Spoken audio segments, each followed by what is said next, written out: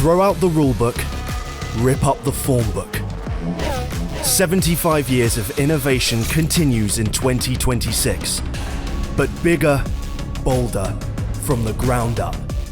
These are the biggest regulations changes in more than a decade, and this is everything you need to know. Let's start with the changes you'll see. The most visible changes are the wings. Front and rear wings have been simplified with fewer elements overall. The rear loses its lower aerodynamic beam wing, while the front wing gets a major overhaul. The elements are narrower, but the outer sections open up new areas for aerodynamic development. A crucial battleground for teams, as the front wing heavily influences the car's overall aero performance. But the most visible change? Active aero. In 2026, F1 cars will dynamically adjust the angle of their front and rear wing elements in specified high-speed sections. In corners, the flaps are in corner mode, their default closed position to maintain grip. But on designated straights, drivers can engage straight mode, which opens the wings to reduce drag and increase top speed. That shift in pace opens up longer braking zones, and with them, new overtaking opportunities in places we haven't seen before. It's available to every driver, every lap, to make the most of both downforce and car power. Overall, the cars are shorter, narrower, and lighter. The wheelbase has been shortened, making them more agile and responsive for the drivers. And while the cars still sport their 18-inch tyres, they're narrower now, cutting drag, trimming weight. And they won't have those little arches above the front tyres anymore either. Once used to help manage the messy airflow from the tyres, tighter regulations will put the responsibility for this on the bodywork and components around the wheels instead, keeping the cars cleaner and lighter. This follows behind the wheels with the design of these barge boards and the simplifying and shrinking of the floor bodywork. This is to discourage outwashing, where teams direct the turbulent air off the front wheels around their car, rather than over its aero surfaces, which has affected following cars in seasons past. Cleaner lines, less dirty air. Underneath, it's a whole new story. The long ground effect tunnels are gone, replaced by flatter floors and extended diffusers with bigger openings. That means less downforce and a higher ride height, which could allow a greater range of setups, suiting a greater range of driving styles. Okay, let's close the gap to the leader. But a lot of changes in 2026 aren't obvious to see from the outside. The drivers will really play their part in these new cars, with a bunch of controls put right in their hands to extract lap time, attack for position, or defend from a challenge. At their fingertips is the boost button, overtake mode, and recharge controls. Essential tools to aid racing and lap time. And reminder, you have boost available. Boost gives the drivers maximum power from the engine and battery at the push of a button. They can use it anywhere, for attack or defense, so long as there's enough charge in their battery. Overtake is just for attack. Let's close the gap to under 1 second. It gives extra power at top speed to drivers within a second of the car in front. Overtake now available.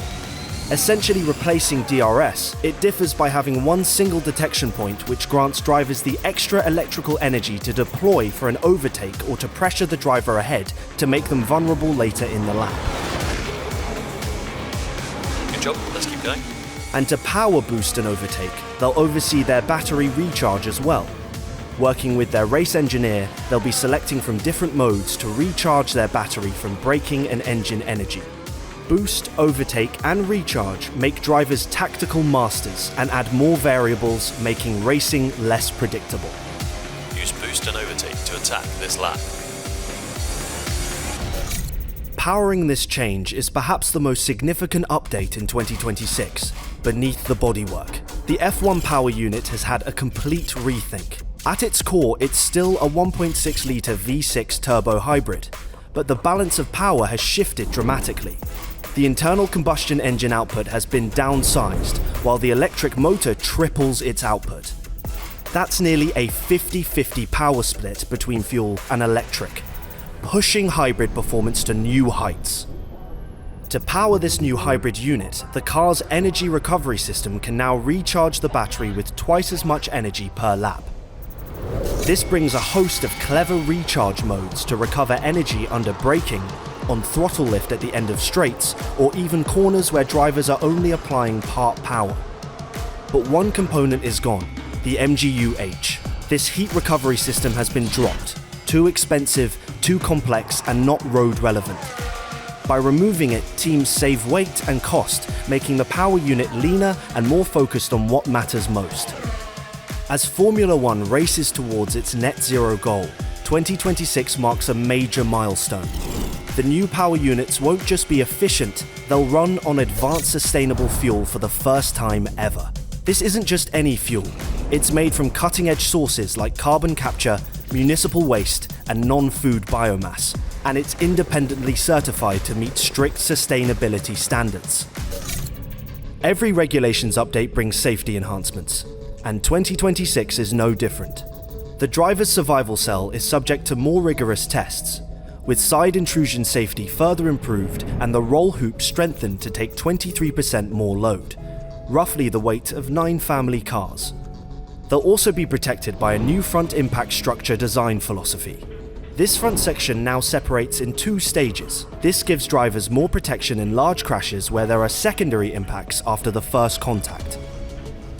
And to reduce the chance of side impacts in low visibility, all cars will have mandatory lights on the side of the mirrors in addition to the existing rear rain lights. So, how will the biggest F1 changes in 12 years change driving and racing in 2026? Fundamentally, the soul of F1 remains untouched. The cars will be fast, fierce, and just as jaw-dropping to watch. What's changing is the challenge. With new tech and tighter rules, it's an even bigger test for teams and drivers to prove they've built the best car and earned the right to be called the best in the world.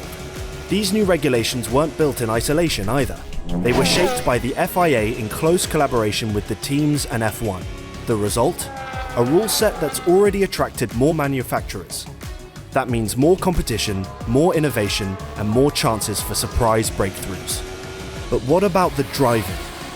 With less downforce and tighter control over turbulent air, following another car through corners should be easier, but the cars themselves will be trickier to handle. Same power, less grip. Driver skill will be on display with them on the limit more often.